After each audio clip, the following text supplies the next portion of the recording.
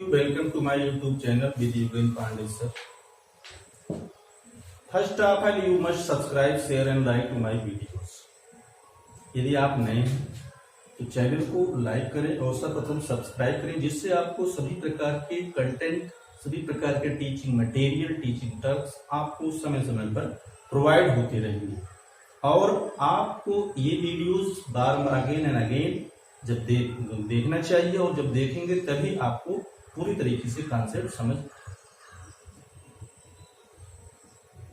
All the students will read about the topic sentence and its kinds. Sentence जानने से पहले सर्वप्रथम हमें जानना चाहिए अल्फाबेट और वर्ड्स, क्योंकि यही मेन होते हैं, इनके द्वारा ही हम सेंटेंस को हम मेक कर सकते हैं, बना सकते हैं। अल्फाबेट क्या है?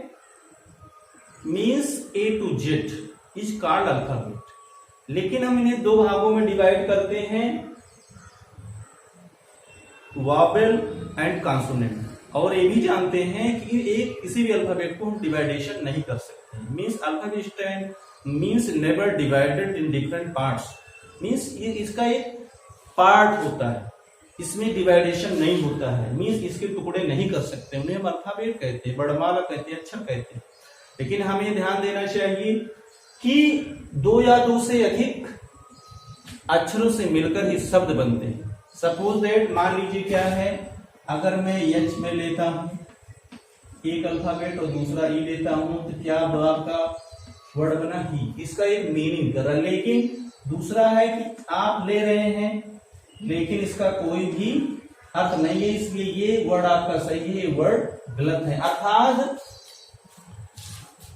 a group of alphabets which makes complete sense is called words. Means two or more alphabet which makes complete sense is called words. अर्थात दो या दो से अधिक अक्षर जिसका कोई सार्थक अर्थ हो वो क्या है?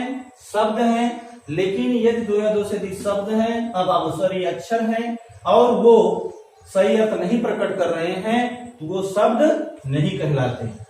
अर्थात आपको ये ध्यान देना चाहिए कि वर्ड्स का यूज हम सेंटेंस में करते हैं। अब हमें जानेंगे सेंटेंस क्या है। Definition of sentence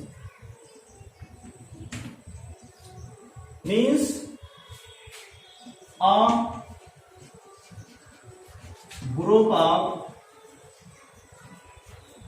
words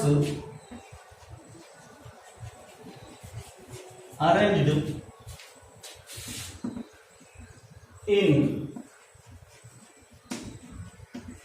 definite structure which makes complete sense is called sentence. Sentence का भी वही रूप है कि जिस प्रकार दो या दो से अधिक अक्षर से मिलकर हम शब्द बनाते हैं और उसका एक सही अर्थ निकलता है तभी शब्द कहलाता है। इसी तरीके से यहाँ पर डिफिनीशन है सेंटेंस का, क्या है कि a group of words arranged in definite structure which makes complete sense is called sentence.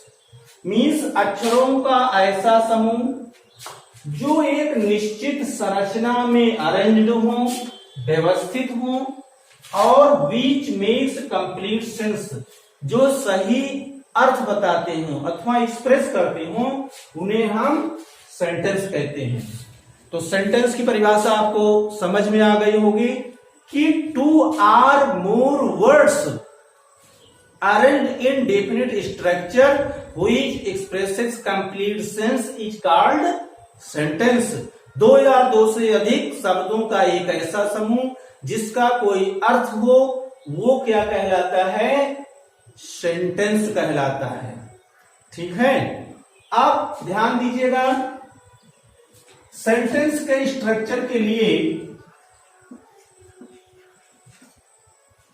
के लिए एक सब्जेक्ट होना चाहिए और दूसरा क्या होना चाहिए, प्रेडिकेट होना चाहिए।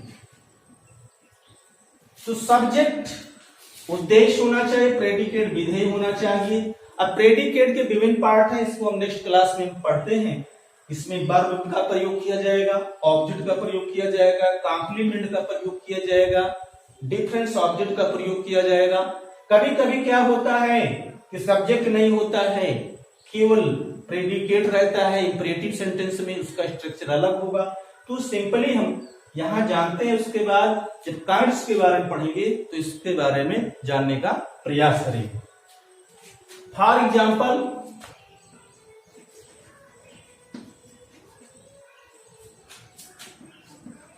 ही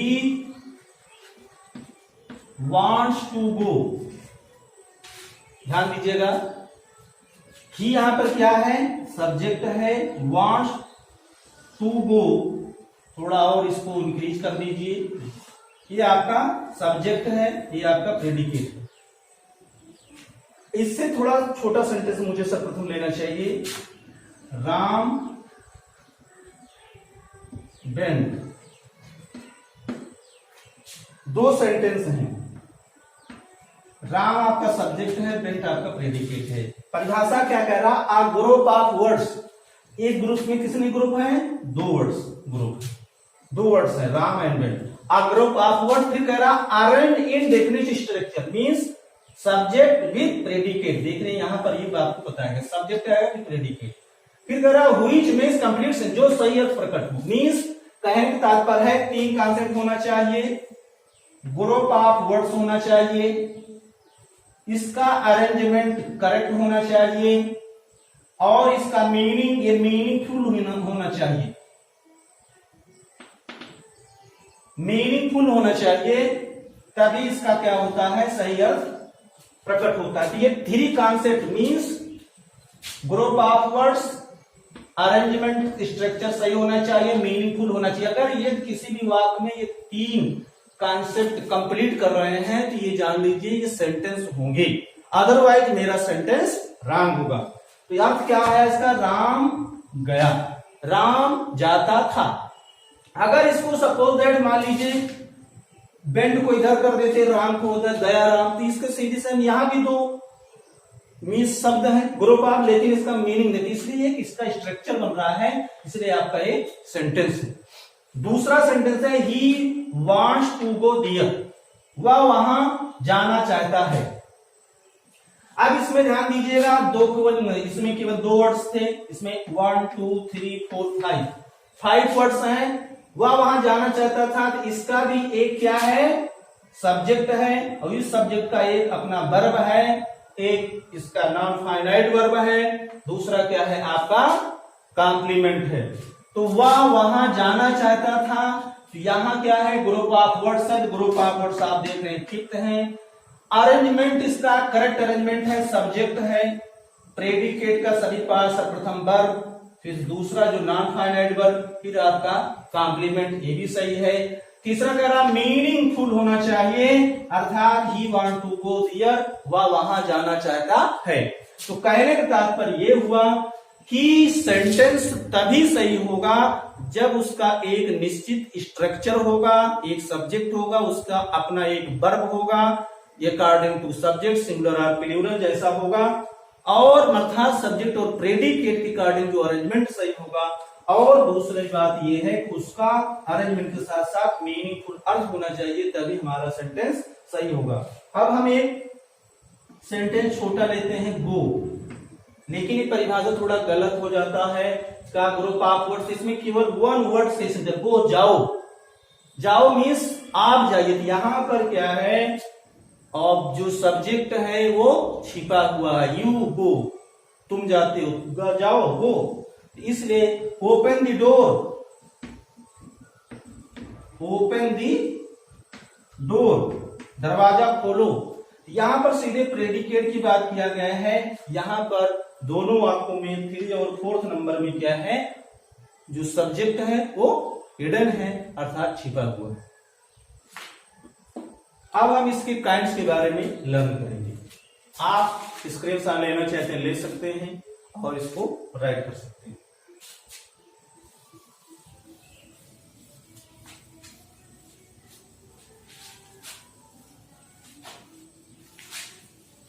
ध्यान दीजिए विद्यार्थियों, सेंटेंस की डेफिनेशन आपको समझ में आ गया होगा। अब हम सब इसके काइंड्स ऑफ सेंटेंस के बारे में पढ़ते हैं। ध्यान दीजिएगा, there are two kinds of sentence in English grammar. साधारणतः हम सब केवल 5 प्रकार के पढ़ते हैं, केवल सिंपल, लेकिन हम यहां दूसरे तरीके से आपको बता रहे हैं। आप ध्यान पूर्वक देखेंगे और लर्न करेंगे। पहला जो क्लासिफिकेशन है, जनरल क्लासिफिकेशन। जनरल क्लासिफिकेशन सामान्य वर्गीकरण के आधार पर सेंटेंस का हम डिवाइडेशन करेंगे। दूसरा आपका है, आप ध्यान देंगे, पार्टिकुलर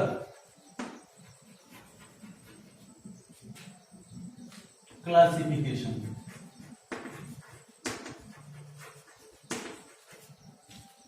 पार्टिकुलर क्लासिफिकेशन अर्थात विशेष प्रकार या स्पेशल टाइप्स ऑफ क्लासिफिकेशन। इनको हम फिफ्थ डिवाइडेशन करते हैं, फिफ्थ भागों में बांटते हैं। ध्यान दीजिएगा, फर्स्ट होगा assertive sentence. Assertive sentence. Second होगा interrogative sentence. Interrogative sentence. Third number होगा imperative sentence. Imperative sentence. Fourth number होगा exclamatory sentence. Exclamatory sentence. Fifth number होगा ऑप्टेटिव सेंटेंस।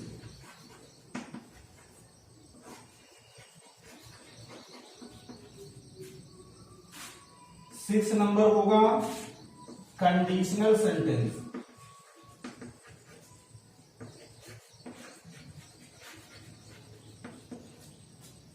पार्टिकुलर बेसिस के आधार पर क्लासिफिकेशन सेंटेंस का करेंगे। यहां पर 4 प्रकार का वर्गीकरण करेंगे विद्यार्थियों। Attention I like you, note down in your note copy with carefully. First आपका है simple sentence. Simple sentence. Second आपका है कंपाउंड सेंटेंस। थर्ड नंबर है कॉम्प्लेक्स सेंटेंस।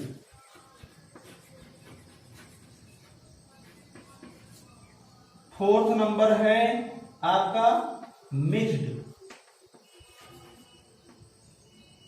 सेंटेंस। तो ध्यान दीजिए विद्यार्थियों, यहां पर सेंटेंस के प्रकार बताए गए हैं। General classification, there are two kinds of classification on the modern English and the modern English. General classification, particular classification. General सामान्य वर्गीकरण के अंतर्गत वाक्य को हमने 5 भागों में, सॉरी 6 भागों में डिवाइड किया है।